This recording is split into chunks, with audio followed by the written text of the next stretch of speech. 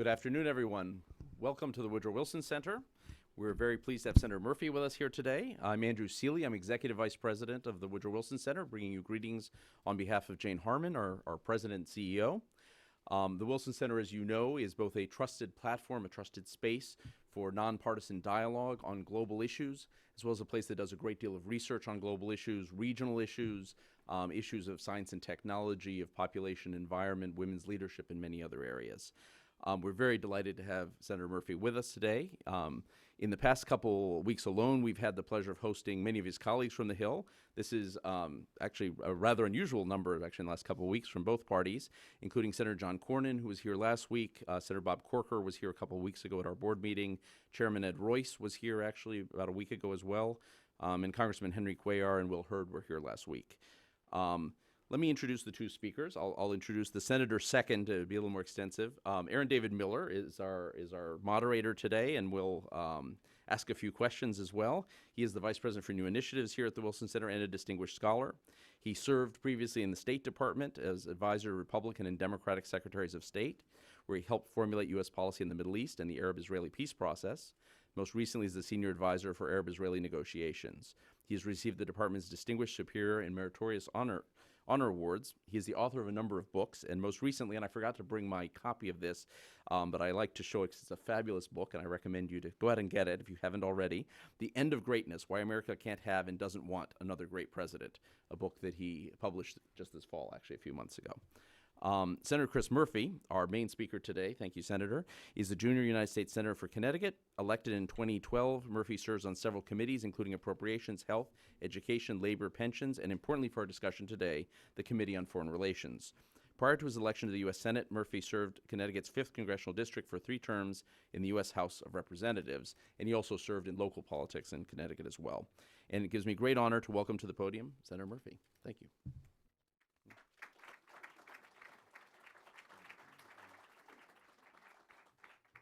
Well, thank you very much, Andrew, for that kind introduction. Thank you to the Wilson Center for hosting me here today. I'm really looking forward to a conversation with Aaron David Miller in absentia.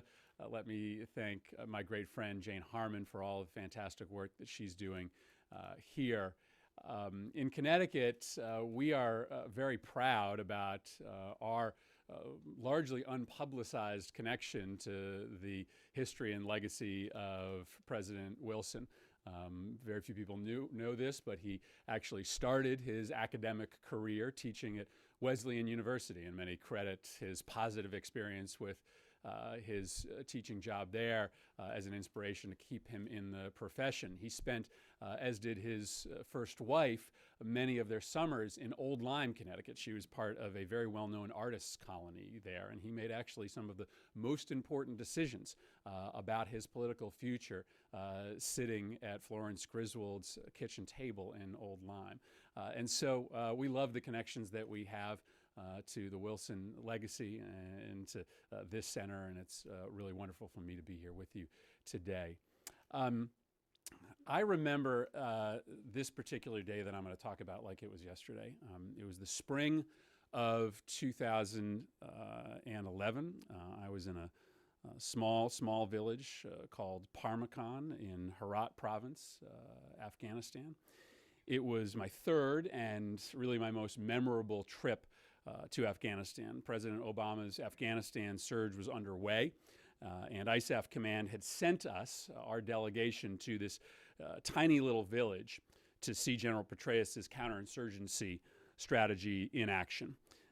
We went out to Parmakan, where we met with a group of about 100 Army commandos, which were led by a young man from a town that was even smaller than Parmakan, which is Goshen, Connecticut. They were wildly impressive, and there was no doubt that they had brought a modicum of peace and stability to a parcel of Herat province that had been under the thumb of the Taliban just months ago. After a briefing in their ramshackle headquarters, they led us on a heavily guarded walk through the town, along with a collection of village elders.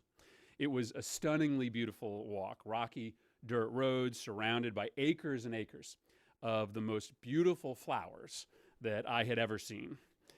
Irrigation canals maintained with US dollars, protected by our newly arrived soldiers, lined the roads and then disappeared into the fields, where a half dozen workers were busy harvesting whatever crop these flowers provided a canopy for. And I finally asked one of our hosts, one of the elders, what that crop was.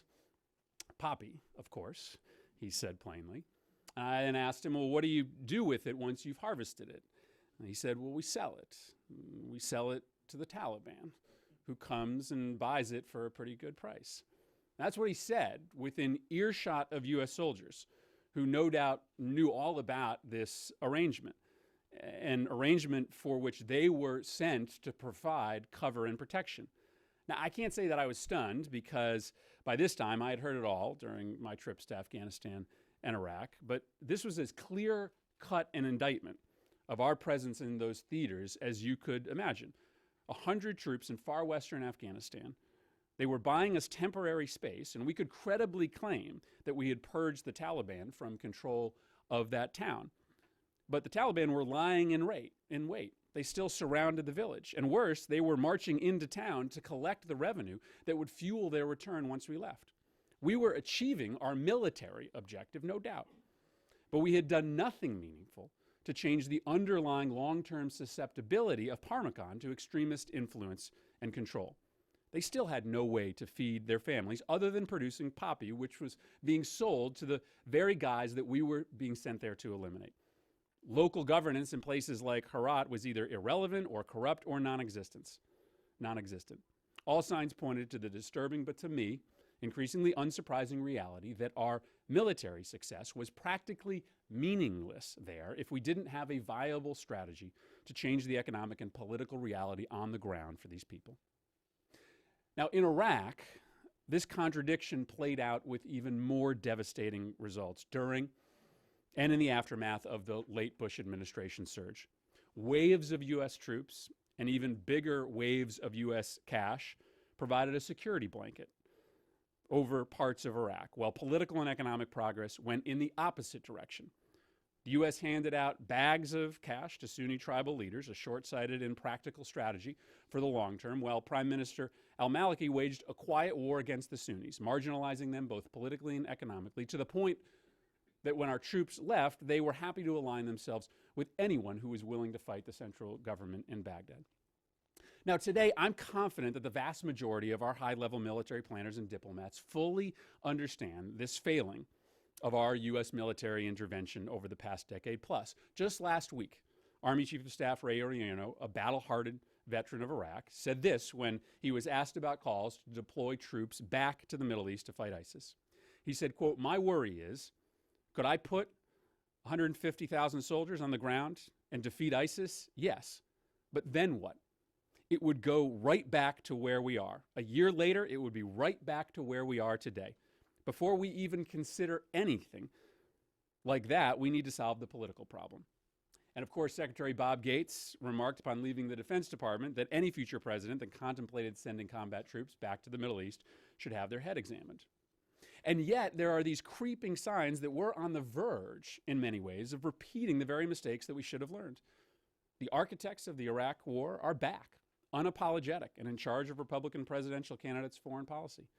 The intra-party fight between John McCain and the interventionists and Rand Paul and the isolationists is over, with a convincing neoconservative victory. Republican senators right now are calling for thousands of American troops to march back into Iraq and maybe into Syria too. And recently, these senators are making an interesting claim, one that we wouldn't have thought possible a year or so ago. They're saying that the American public is on their side. And interestingly, they have a few polls to back them up. There's numbers on both sides, but a few recent surveys suggest that Americans are scared to death by ISIS, and they want Washington to do something about it, something dramatic, something that answers the ferocity of ISIS with the kind of powerful shock and awe response that only America can muster. So McCain and Graham are right that some polls are showing that Americans support putting combat troops into the fight against ISIS. But these polls also have something else in common. They ask respondents a battery of questions about how concerned they are with ISIS and how they feel about how President Obama is handling the problem. But then when it comes to possible responses, they ask only one question. Do you support combat troops or not? There is no other option. There is no other alternative. Send troops or effectively do nothing. And given how scared people are of the real perceived threat that ISIS poses, they choose to do the only something that they're presented with. But polling and simple organic voter touch and feel tells us that America is still very weary about war. Witness the unexpectedly ferocious backlash against the president's plan to bomb Syria in 2013. And no matter what the neoconservatives and Republican presidential candidates say, the lessons of places like Parmesan and Mosul haven't gone away. So that's why I believe now more than ever that Americans want an alternative vision for how America can protect itself from threats like Al-Qaeda and ISIS and the Taliban that are something more than simple military intervention. Americans will respond to a new forward-looking progressive strategy that meets these new threats with new tools rather than simply relying on interventions that were designed for a time when armies marched against each other and grand peace treaties ended conflicts. And to be political for just a moment in a place that I know is not supposed to be political, this is a moment for progressive Democrats to seize the opportunity to lead. I'd argue the congressional Democrats, especially over the last few years, have been absent from a serious, interesting debate over the future course of American foreign policy. Yeah, we weigh in on the weighty issues that demand our temporal attention, but it's only President Obama and the Republicans that are attempting to offer a broad vision for the rules of how we engage in a world full of very new, very scary threats. Now, maybe our vision silence has been understandable since we've frankly been able to lean on a president who we broadly agree with. We read the president's May 2014 West Point speech, and in it, there's really little to argue with. But we only have his cover for the next 18 months. Now, I support Secretary Clinton, and I support her foreign policy ideas. But in a 50-50 country, we can't simply hold our tongues and hope that she wins. We have to show some leadership and show it now so that the American people have a choice when evaluating how to respond to these new enemies that we face. So this is the context in which Senator Heinrich, Senator Schatz, and I decided to produce a set of 8 pretty common sense principles that we think should guide American foreign policy and Congress's foreign policy agenda as we reorient our policies to meet these new challenges. And so let me take a few minutes just to lay them out. First, we argue that America's NonKinetic Tool set is dangerously under-resourced. We seem to have forgotten the lessons of post-World War II, in which we were spending 3% of GDP on foreign aid in an attempt to rebuild stability in war-torn areas. We learned the lessons from after World War I, and we invested gigantic sums of money in rebuilding our friends and our enemies in an effort to use economic development and political inclusiveness to stomp out potential instability that could undo the post-war balance of power. Now today, foreign aid is 4% of what it was in 1950 as a share of our economy, a 96% real-time reduction. So we believe that a new Marshall Plan for at-risk regions like the Middle East or portions of Russia or China's periphery can get us the kind of stability and win us the kind of allies that were produced by a large non-military investment in the 40s, 50s, and 60s. Now, we don't need to spend 3% of GDP on foreign aid to do this, but you can't justify any longer spending 15 times more money on military and military aid than we do on USAID, diplomacy, and peacekeeping combined. Second, we believe in working multilaterally to increase our effectiveness and reduce the moral and practical burdens of unilateral action. Working through international bodies like the UN and NATO, they make us stronger, not weaker. And just as importantly, multilateral support can be a check on American hubris. If no other ally is willing to join us in a military endeavor, then why shouldn't it cause us to question the wisdom of that intervention in the first place? Yes, there are instances where America is under immediate threat and we can't wait for partners to sign up. But as a rule with limited exceptions, our actions are more effective within coalitions. Third, we believe in a far more thoughtful and restrained approach to military intervention. Significant military action's got to have clear goals, exit strategies, a plan to pay for it, and it's got to be authorized by Congress as the framers of our Constitution intended. If you measure calls to dramatically increase troop levels in Iraq to fight ISIS, for instance, I'd argue that none of these tests can be met. Fourth, we believe that military action is only worthwhile when there is a political strategy to clean up the mess once the fighting ends. This is Odierno's caution, and it's ours too. The U.S. military is the most powerful in the world, but even it has limits. If there isn't a political answer on the ground to remove the impetus for terrorist organizations, then military gains are only going to be temporary and rarely worth the price in lives and treasure. Fifth, we believe that covert actions like mass surveillance and large-scale CIA lethal operations have to be constrained. The dramatic expansion of our intelligence operations after 9/11 needs greater oversight and restraint. Now, the USA Freedom Act is a step in the right direction, but more has to be done, like taking large-scale military operations, like drones, away from the CIA for good. Sixth, we believe that strength at home leads to strength abroad. Now, Americans simply won't support more foreign aid spending if we aren't rebuilding our own roads and schools, if we aren't addressing their own economic limitations. That makes sense, in part because America leads best by examples. Countries follow our lead because they look up to America's track record, to our standard of living. As it slips, so does our ability to lead. Seventh, we need to watch the gulf between what we say on human rights and what we do about it. How can we tell other countries to get serious about how they treat people if we are mealy-mouthed on torture? If we hold people at Guantanamo Bay with no hope of trial? If we listen in on our allies illegally and our own citizens? Like with economic strength, our ability to affect international change on human rights is dependent on our ability to walk the walk at home. Now, finally, we believe that climate change has to be at the center of every international relationship we have. Future generations are going to judge us by whether we elevated this discussion in every forum possible, given the catastrophe that will be wrought if we don't act. Plus, the effects of climate change, like increased drought in places like Syria and Mali, are already here with disastrous effects on political instability. Now, I think it's important to say that I'm not suggesting that there's anything earth-shattering or groundbreaking in these principles, but at least they would stand in contrast to the enviably simple worldview of our neoconservative competition. They argue for ending sequester only for the defense budget. We'd say that the other elements of the national security budget are just as, if not more important than military funding. They believe in participating in international, or that participating in international organizations demonstrates weakness. We think it's the key to strength in this new multipolar world. They think that terrorism exists in a military vacuum. We believe that it exists in a political and economic vacuum, and that our policy should respond accordingly. They think that there's a choice between protecting civil liberties and national security. We believe that they're codependent. And these differences play out in real time as applied to current crises. A progressive foreign policy applied to the fight against ISIS would start with an honest assessment of our goals. For instance, it sounds really good to say that the American objective is to defeat ISIS. But should it be? Frankly, our policy should be to eliminate the ability of ISIS to attack the United States. Now, whether ISIS is going to be wiped from the face of the Middle East is really a question for our partners in the region. And if our goal is to end the threat of ISIS to the United States, then ground troops makes no sense. But it would argue for the massive plus-up of humanitarian assistance. Our current levels are both big and embarrassingly insufficient. It would argue for a robust military partnership with our regional partners, so long as that partnership is broad and deep. It wouldn't ever rule out going after high-value targets that present a threat to the United States.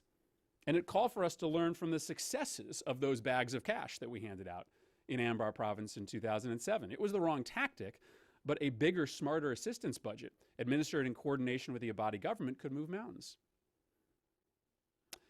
On the night of our delegation's visit to Parmacon, we were briefed by Admiral McRaven at Special Operations Command.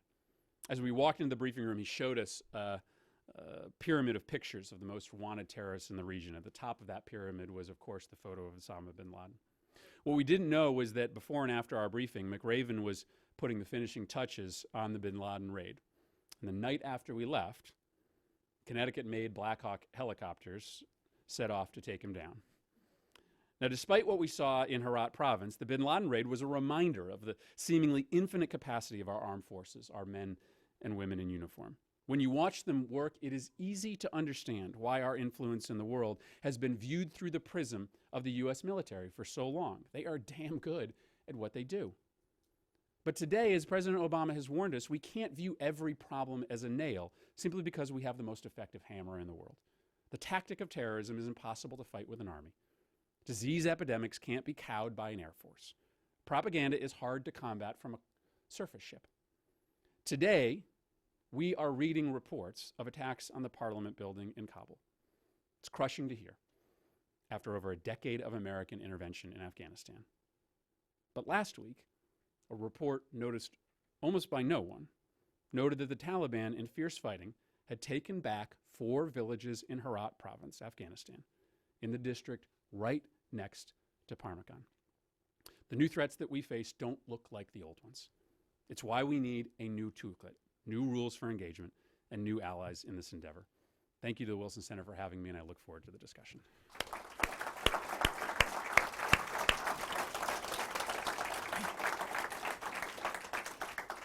Senator, let me again welcome you to the Wilson Center.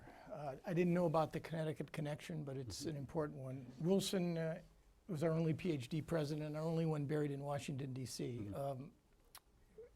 Let me thank you also for a thoughtful and thought-provoking discussion. There's a lot to unpack here. I have a few questions for you, and then we'll go to audience questions. But I want to make several points, not necessarily directed at your presentation, although there are some relationships. It's more a personal cri de coeur if I were asked to identify the basic problems and dysfunctions in our foreign policy. First, I think the challenge for this republic is not so much trying to identify a progressive, liberal, or conservative foreign policy. Challenge essentially is to try to find a policy that obviously is designed to protect the national interest, but also a policy that, in essence, should work. And the dividing line for that policy, and I've worked for Republicans and Democrats, and I've voted for Republicans and Democrats, shouldn't be between left and right, liberal or conservative, or Republican or Democrat. It should be between policies that are smart on one hand, or alternatively policies that are dumb on the other. And if you want America to be on the smart side, it seems to me we need to focus on substance and effectiveness, not politics, on reality, that is to say the world the way it actually is, before we get around to trying to conceptualize and conceive how we want it to be, rather than on ideology, on tactics for sure, but also on sound strategies, and understand that while American leadership is critical, it also has limitations too. Second, from my own personal experience, doctrines and principles can be extremely effective, particularly in articulating clearly and with a measure of honesty, a general approach so that Congress understands our policy, so more important, so the American people understand our policy. The problem with doctrines and principles, of course, is that they're limited in how they apply to a blueprint to navigate in what has become an anomalous, hypocritical, cruel, and unforgiving world. I mean, think about it just for a minute. We participate in military action in Libya, but not in Syria. We support an Arab Spring in Egypt, but not in Saudi Arabia. We claim to stand for democracy and human rights, particularly in the wake of the Arab Spring, and yet our most stable partners right now aren't Democrats. They're authoritarians in the Gulf and in Egypt, and we're negotiating even now, as we speak, a putative nuclear deal with Iran. And at the same time, for whatever the reasons, we can't, won't, or are unable to take a tougher view on Iranian repression at home or their efforts to advance their interests in the region. So the question is, how do you reconcile these anomalies? And in fact, do you need principles, but do you also have to recognize that a principleless foreign policy for a great power may well be more suited to the complicated world in which we live? And finally, if you asked me what the greatest challenge was for our foreign policy, it'd be finding a better balance between the risk readiness of previous administrations, perhaps one in particular, and the risk aversion, perhaps, of the current administration. That is to say, we've abandoned the middle ground. We insist on looking at the world as all in or not in. And the question is there a more effective balance between risk readiness and risk aversion, perhaps borrowing on some of your principles that might in fact serve and suit our interests? One final point. We have an extraordinary advantage over the rest of the world. It's basically our location. We have non-predatory neighbors to our north and south and fish to our east and west. What one historian brilliantly called our liquid assets. These oceans literally create the framework within which we see the world. Our privileged security position explains our naivete. We somehow believe or have abandoned the notion of what it's like to be a small power. It explains our pragmatism. We believe every problem in the world can somehow be fixed. It explains our arrogance, because we don't have to listen. Great powers have tremendous margin for absorbing mistakes and even very costly errors. We need to take account of that and understand that our view of the world is not necessarily the one that will be held by those whose security positions aren't as fortuitous as ours. So with that in mind, let me ask you a question or two, and then we'll go. We have plenty of time. We'll go to audience questions. I'll start with something you didn't refer to, which is Congress's role in foreign policy. I mean, the founders in their infinite wisdom created an open invitation to struggle, a system in which powers are shared and separated. If I had asked you whether or not you thought Congress's role in foreign policy was an effective and credible one, how would you respond?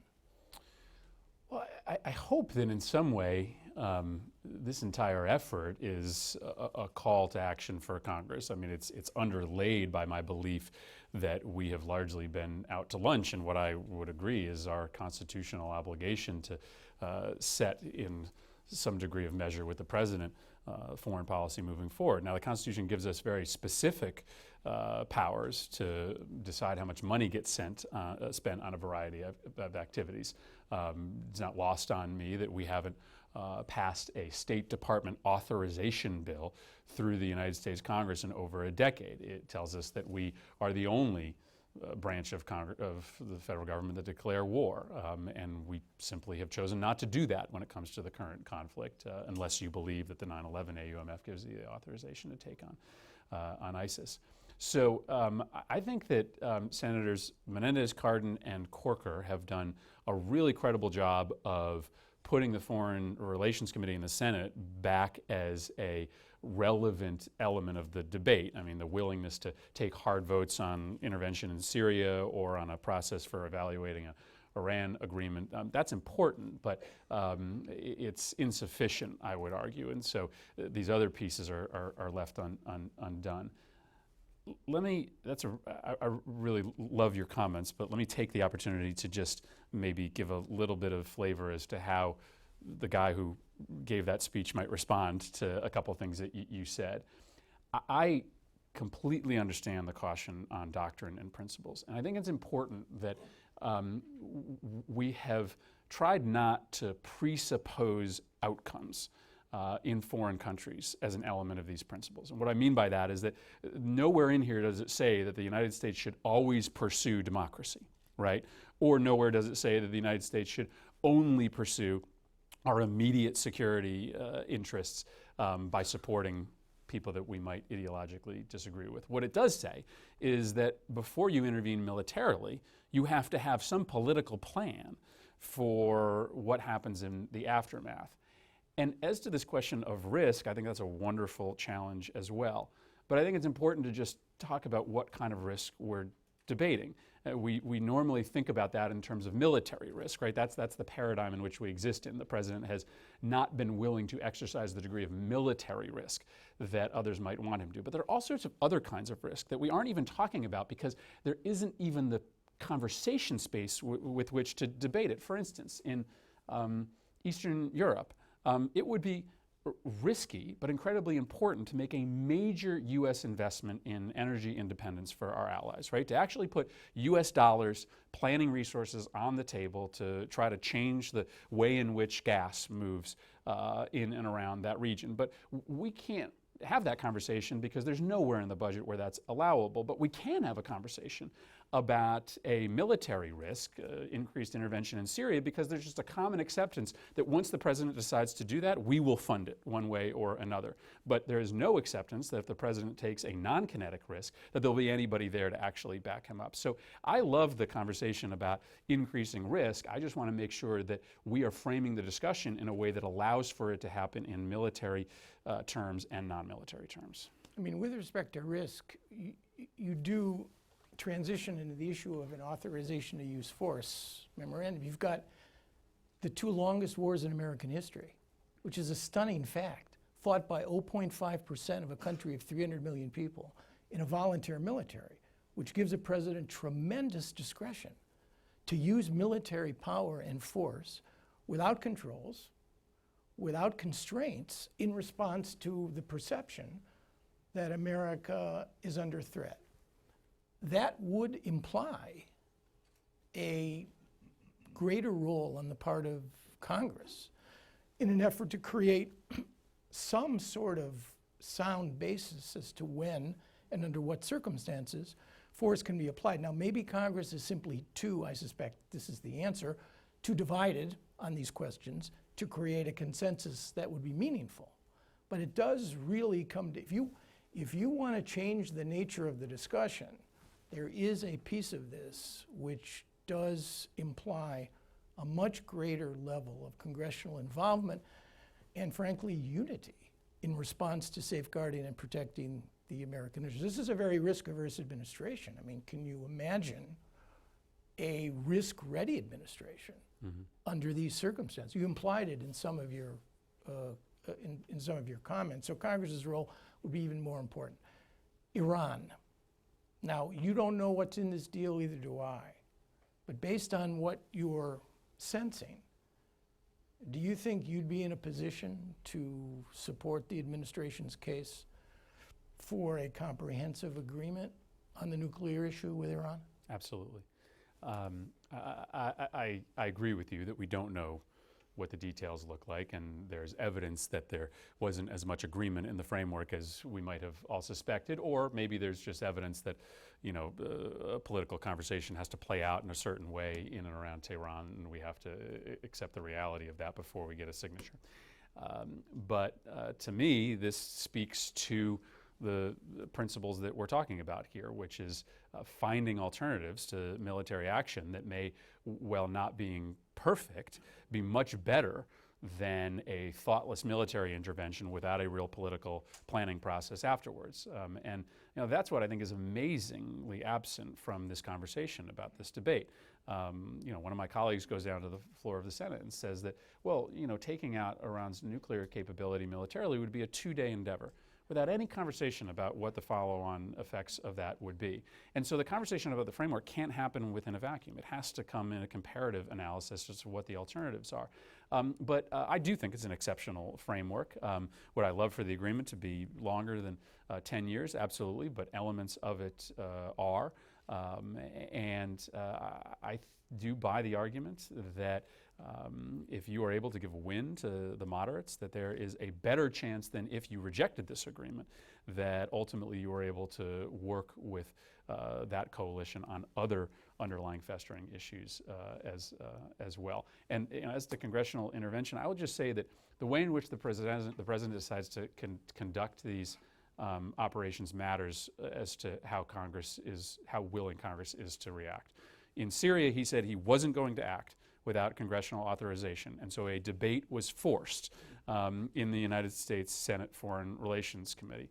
When it came to the fight against ISIS, he proceeded in a very different way. What would have happened if he had said, I need to act, and I am not going to do it until the Congress gives me the power to do it? I would argue that we would have come together, that we would have figured out a path forward. There's not really, the division on this is significant, but not irreconcilable. But we aren't forced to do it because there is no consequence, no practical consequence for our inaction. It's incumbent upon the president to follow the constitutional balance and alignment of responsibilities as well, and I would argue that he should have come to us for authorization on this war before proceeding. One final question. You referenced the Marshall Plan. How would you respond to the argument that the world, or at least the area of the world to which that extraordinary assistance program, what preceded and what came after it, was directed, was simply a parallel universe to the one we see today? I mean, we occupied Japan from 1945 to 1952. There were no Americans killed, not one, during the entire period on the Japanese mainland. You're talking about a Marshall Plan for a region of the world that is broken, angry, dysfunctional. How do you reconcile, in other words, doesn't a Marshall Plan become, to some degree, as difficult a prospect as an open-ended military intervention without the political infrastructure that creates the stability, the institutions? How do you actually do that? So, good question. It's a fair critique, right? And it's a very imperfect, imprecise analogy. I make it more just to sort of wake folks up to how little we are spending on this project today compared to how much money we spent. I mean, you know, it's still stunning to think that the average American taxpayer thinks that 28% of their dollar is going to foreign aid when 1% arguably of it is. And so I think it's just important to remind our country as to how much money we used to spend on this. No, it is fundamentally different. But again, that's why I reference what was happening during the surge, right? These bags of cash that were being handed out. I can't tell you that I can sit here today and lay out the precise manner in which you develop long-term economic stability that tamps down on the reasons that people join terrorist organizations. But I know that part of the reason why we did get a modicum of stability there was because we answered people's economic concerns. And I would argue that political stability follows from economic stability, that it's kind of hard to try to stand up a politically stable government when you have over 50% of young people out of work. And so if you start with economic stability, and with partners, by the way, I'm not suggesting that America be the only one, but nobody else is going to spend billions if we don't commit to spending billions. If you even attempt to put in a place for economic answers to the problems in places like Iraq or Lebanon or Yemen, then political stability at least has a shot. It doesn't without that endeavor. And I would just argue that people will say, well, it's crazy. How can you say we're not trying that right now? Because they look at how much money we've spent and say, that must have gotten us something. But again, that's why I talk about the Marshall Plan, because comparatively, we are spending a fraction of what we spent on a like, though albeit very different endeavor decades ago. Thank you so much. Okay, 2 questions, and let me emphasize questions. Please identify yourselves before you speak. We have mics. Yes, down here in the front row, or the fourth, fifth, right here. We'll get to you next, promise. My name is Alex Fanos. I used to teach at the Foreign Service Institute. You talked about aid. I would like your views on Title VIII programs, which fund international exchange, language, our education about the abroad. Those funds have been slashed. How do you see bringing them back? So last fall, I took a trip to the Balkans, and in another forum, I can tell you why I think we should be talking much more about what's happening there. We sort of take for granted the level of stability there, but there are very few great conflicts over the last 100 years that didn't emanate in some way, shape, or form from that region of the world. And there is some simmering instability, military instability there, which should concern us. Point in bringing this up is that I was in Serbia, which is a country that Russia has a lot of interest in. It's very relevant to us because it's a transit point for energy through and around the region. And I happened to be there on the day that Vladimir Putin was marching his army through the streets of Belgrade in an enormous show of force. And our ambassador there, our great ambassador there, was begging me for $20,000 for an exchange program that he had cut from his budget. And just the incongruity of Putin marching billions of dollars of assets down the streets of Belgrade and our ambassador wanting a handful of dollars to do an exchange program seemed to suggest how wrong-footed our priorities have become. But he spoke to just how incredibly important this was. And as you went around that region, you saw all of these graduates of Title VIII funded exchange programs in enormously influential positions of power, friendly to the United States and our allies. It was a small amount of money that paid off. And as I would argue for how we spend money on these projects, how we allocate a new Marshall Plan, part of it would certainly be on that type of programming. Okay, let's, yes, right here. Al Beagle, Colonel. Al, wait for the mic. Here it comes, here it comes. Yeah, can you elaborate on how your non-kinetic approach would deal with ISIS, given the 1,400-year disagreements between the Shia and the Sunni? And at this particular time, we know that the Sunnis are the backbone of ISIS. How would you handle that situation? Well, I mean, I'd go back to a couple things. First, I'd go back to the notion that we have to be honest about what our objectives are here. And I don't think that we could have a realistic objective that could be settling that dispute, nor do I argue that we could have a realistic objective on our own that would use the terminology defeat ISIL. I think that our objective has to be degrading them to a point where they are no longer a threat to the United States. That's very different than the objective that you might be foreshadowing, which is to somehow find a way for USAID to mediate a fight in the region between the two sides. But I would go back even further. Now, no one can guarantee that this sort of cascading proxy war wouldn't have occurred notwithstanding the Iraq War. But you can make a pretty good argument that if it didn't create the mess that we're living with today, then it at least exacerbated it or expedited it. And so, clearly the case I'm laying out today would have never allowed us to go into Iraq in the first place because we simply didn't understand the political ramifications of that decision.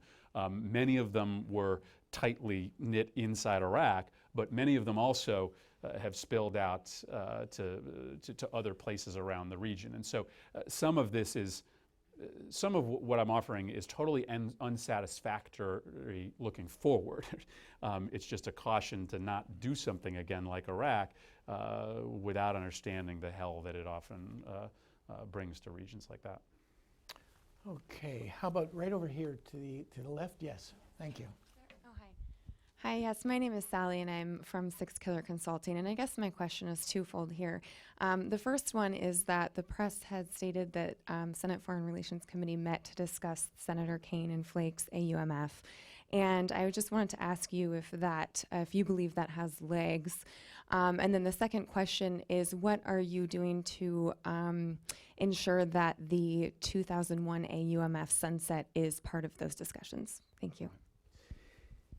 Well, there's two issues: 2001 AUMF, 2003 AUMF. I don't think that anybody can argue that the 2003 AUMF should hang around. 2001 is trickier. We can't get rid of the 2001 AUMF. It is our authorization to fight Al Qaeda. It authorizes current activities of the U.S. government, and so what we can credibly do is sunset it and force us to have a discussion. I would like that to be baked in to any AUMF that we pass. But I think it's frankly more important to get an AUMF that limits the authorization to fighting ISIS to the terms of that AUMF. That's a greater imperative. I'm so appreciative of the work that Senator Kaine has done in particular, but also Senator Flake, to try to bring the two parties together around an authorization. I have worries that the limitations in their authorization will not prove to be limitations at all. I believe that we should put a box around the deployment of combat troops to the Middle East. I'm worried that their language does not do that. I would be more comfortable with looser language on troop limitations or geographic limitations or language on connected forces if there was a sunset. If we were forced to come back and debate the whole thing in 3 years, that's not included in that authorization either.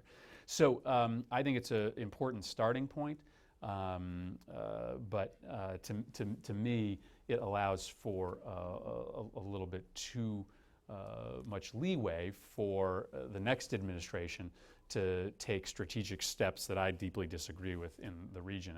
And listen, there's an important debate happening over whether Congress should be involved at all in the strategy of warfare, or rather if our job is only to name the enemy and then get out of the way.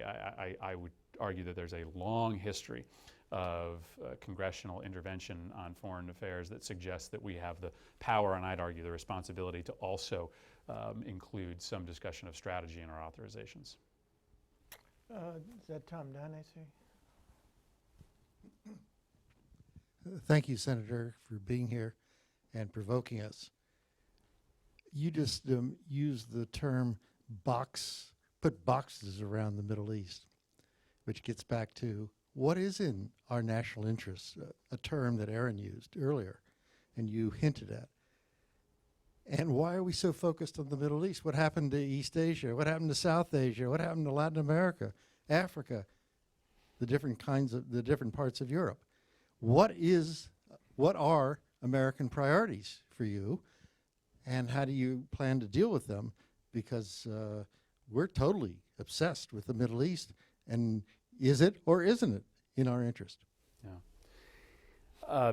Well, listen, our interests are multifold. They start with protecting the United States from attack, and that project is not exclusive to the Middle East. What we know is that terrorist groups, ISIS at the top of the list these days, are setting up shop in a variety of places all around the globe, and we simply, again, don't have the resources to meet that challenge. I mean, I'd look to Africa as an example. I mean, the paltry sums that our State Department has to spend means that we can't do planning for how groups like Al-Shabaab moves. A thoughtful, well-resourced American foreign policy would have seen what was happening in Somalia, easily predicted the move of that organization into parts of Kenya, and taken steps ahead of time to try to blunt that momentum. We just didn't have the resources to do that. So again, part of this challenge is plussing up the resources we have available to think outside of the box of the Middle East. We do have an interest in preventing slaughter and genocide. And so I accept that as part and parcel of America's interests in the world. I just argue that in proposing an intervention, you make damn sure that it's going to make the carnage better rather than worse. And I argued 2 summers ago that in Syria, dropping bombs in the middle of a stew of civil and military unrest would have made the situation for people on the ground worse, not better. So there would begin to be your set of interests. But you are right. We are hyper-focused on the Middle East. There are good reasons for that, not so good reasons for that, and part of this project is to try to hopefully awaken people's interest and attention to other parts of the world as well. Yes, right here in the middle. Thank you. My name is Stephen Shore. Senator, would you please speak about the importance of trade with relation to American foreign policy, specifically fast-track authority? So there's no doubt that, as Hillary Clinton coined it, there's an important element of economic statecraft to all of the work in which I'm talking about here. Many of us would just argue about the terms upon which you're engaging in that discussion. So I voted against fast track, and this is a little bit off topic, but I'll just tell you sort of my opposition to it. I totally understand the rationale that the greasing the wheels of the legislative process makes a trade deal easier to pass. But why on earth do we elevate trade for fast track consideration and nothing else that's important? A bill increasing American energy independence would also make this country a lot more secure.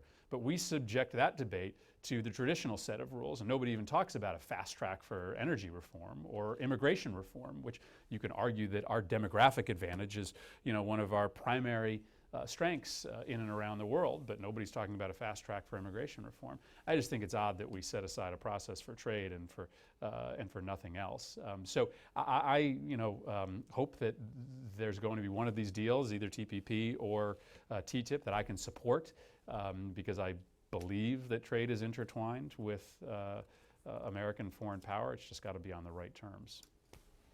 way in the back. I mean, as far as you can go. I hope I'm not the only one interested in the China question. So tomorrow the U.S.-China strategic and economic dialogue is going to begin. So what do you expect are the most pressing issues that should be discussed? Does Congress play a role in it? Thank you. I mean, Congress arguably has been pretty AWOL on U.S.-China policy. There hasn't been a lot of significant or, really relevant discussion in the United States Congress about what to do with China moving forward. A lot of us believe that there are places where we can get tougher, that, for those that worry that increased sanctions against currency policy or cyber attacks would erupt a trade war, we suggest that we're already fighting a trade war with China. It's just only one country fighting it. But I, again, look internally when I think about how we deal with China. It's hard for us to say that disputes in the East and South China Sea should be resolved through diplomatic means when the United States won't sign the Treaty of the Seas. It's hard for us to make that argument credibly when we're not willing to be at the table. If we expect China to really be a participant in the 2015 climate change negotiations, then how do we do that when the majority of the Senate and the House argue that climate change isn't happening and 99% of scientists are wrong? So I think that there are tangible things that Congress can weigh in on the U.S.-China relationship, and Obama will say that the trade agreement is a big part of that. But I also think that the way in which we conduct ourselves, and this is a big part of our principles, is that you've got to look inward in order to look outward.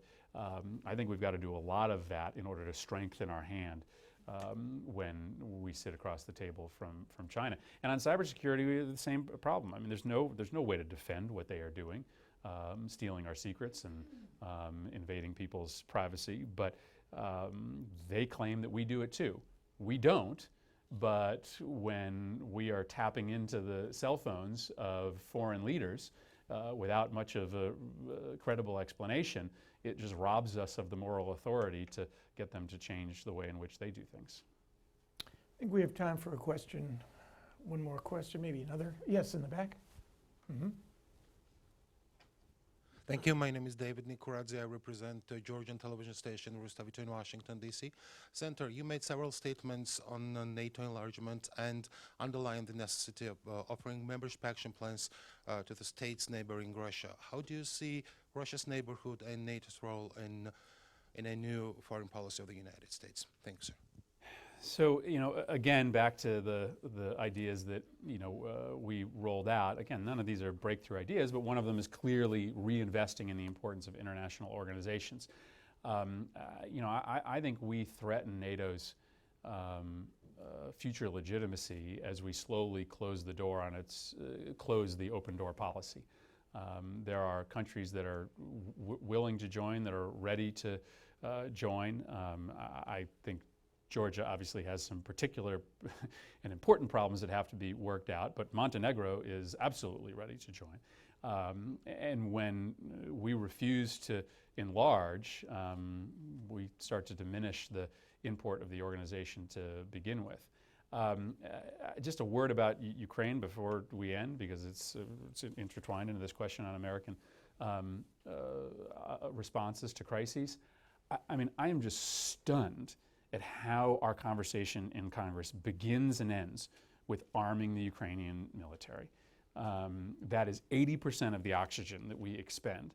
Now, I think that's a really important question, and I've come around on it. I opposed it at first, but I think as long as we are doing it in coordination with the majority of our allies in Europe, which is nothing that you can presuppose today, that it's worthwhile. But the reality is that right now, the most important debate playing out is how Ukraine structures its debt to the point of $15 billion of relief. America has a lot to say about that, in part because it's American companies, American pension funds that have to come to the table and agree to forgive portions of that debt. But nowhere in Congress is there a realistic conversation about either putting the pressure on those companies or investing in real economic assistance that would help Ukraine. We're willing to spend potentially billions of dollars to hand arms to the Ukrainians, apparently for free. but we're arguing over guaranteeing loans to them in a manner that sort of I compare to arguing with your neighbor about how they are going to pay back the cost of the bucket of water before you deliver it to them to put out the fire. I just think that we should be much more generous with that country, but we're not having that debate because, again, there's an obsession with the military power of the United States to the point of, in the Ukrainian debate, almost ignoring all of the other levers and resources that we have at our disposal. And I don't argue for reducing America's comparative military advantage. I just think that there are other conversations and other tools that desperately need to be plussed up if we really want to keep ourselves safe and we want to be able to take the right kind of risks in the world that are really demanded by these new times. We've come to the end of the hour. There are many more questions than time would allow, which suggests a degree of interest. I think your talk has sparked some interest and a good conversation. So please join me in thanking Senator Murphy for coming, and you'll come back at some point. I will. Thank you.